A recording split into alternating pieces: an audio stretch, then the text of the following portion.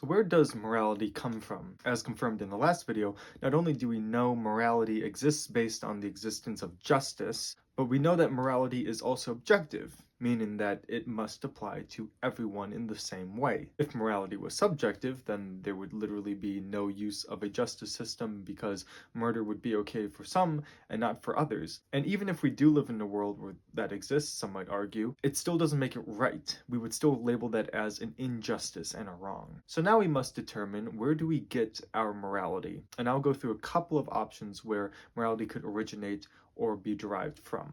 First, some people might say instincts. You might do something wrong, and within your instincts, you might know that, oh, that was wrong. Or it might have been instinctively good. But I don't think morality comes from instincts, and I think there's a couple reasons. One, I think it's clear to say that our instincts are not always correct. When was the last time you had a hunch that ended up being the exact opposite of what reality was? For a more concrete example, an instinct that many people have is what we call fight or flight. Sometimes your instinct to flee is actually smart, especially when you can't defeat the oncoming force, which is gonna harm you. But to flee from something that you should stand up to, that would be considered cowardly. Or how in some instances, to fight is actually brave. But it would be foolhardy if you're fighting a force that there's no way you can win. Others might say that we get our morality from our feelings, what makes us feel good and what makes us feel bad. I think this is clearly false, because if you're only basing morality off of either maximizing pleasure or minimizing suffering, in order for a rapist to receive the most pleasure, you would allow them to rape a lot of people, which I think we can all agree is wrong. So we can't just be going for pleasure, because if pleasure is just anything that makes anyone feel good, then that could end up hurting a lot of people. If morality is really all about minimizing suffering, then the question is, what's the matter with genocide? I mean, think about Thanos. If you watch Marvel, his whole concept was about minimizing suffering. And in doing so, he had to wipe out half of the universe, which deep down inside, we understand that is morally wrong, which is why Thanos is the villain in that movie. Another hypothesis could be that morality has evolved with humanity. It is evolutionary. But this isn't quite right, because we know that evolution is geared towards survival. It's geared towards long-lasting species. You could say, well, there's a lot of similarities between survival and also morality. Morality would say, don't sleep with another man's wife. Survival would say, don't sleep with another man's wife because that guy might kill you. Morality might point towards forgiveness, because using the code of Hammurabi would be eye for eye. But in that case, we then reach a society where everyone's blind.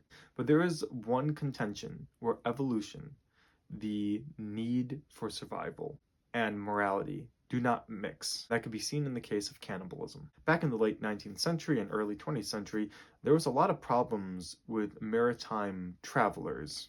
So people who would take to sea, if their ship started to sink, got shipwrecked, then they'd go into these lifeboats, and it could take days, weeks to find these people. A common fear for seafarers was the possibility of cannibalism. And there was this court case where these sailors that were marooned on the lifeboat decided to kill one of the deck boys and eat them in order to survive, which later they were rescued and then by a jury was found guilty of murder, because they determined that the need to survive does not trump the immoral act of killing someone. So in that example, we see survival and morality are not exactly one-to-one. And I hope you all can see that if there's even one exception, such as this example, that completely throws out the theory that morality comes from evolution. The final theory that I'll talk about today is society. Society determines morality. Let's say I get together with a bunch of people and I say,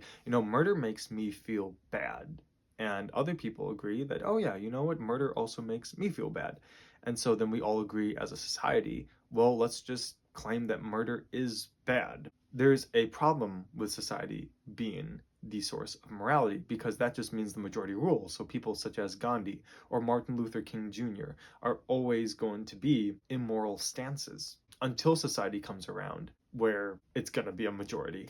And so that can't work. And you might say, well, society progresses through history towards a better morality, and you could use that, I guess, also for evolution. But how can you say society is progressing with their morals unless you're measuring that by some outside factor that isn't society? Because if society is the sole source of morality, you can't say, well, society is working towards better morality, because there'd be no way of knowing, because if society controls it, then whatever is present of the today is just going to be morally good, and we'll never know if it's morally bad until the next present day comes. So you see, there has to be some type of outside rule book that we follow in order to even label it as progress. Without it, we could be degressing, we could be remaining the same. It could just be, oh, different times calls for different morality. And then you get into a whole can of worms that, oh, well, maybe it was moral to own slaves back in the 1800s, but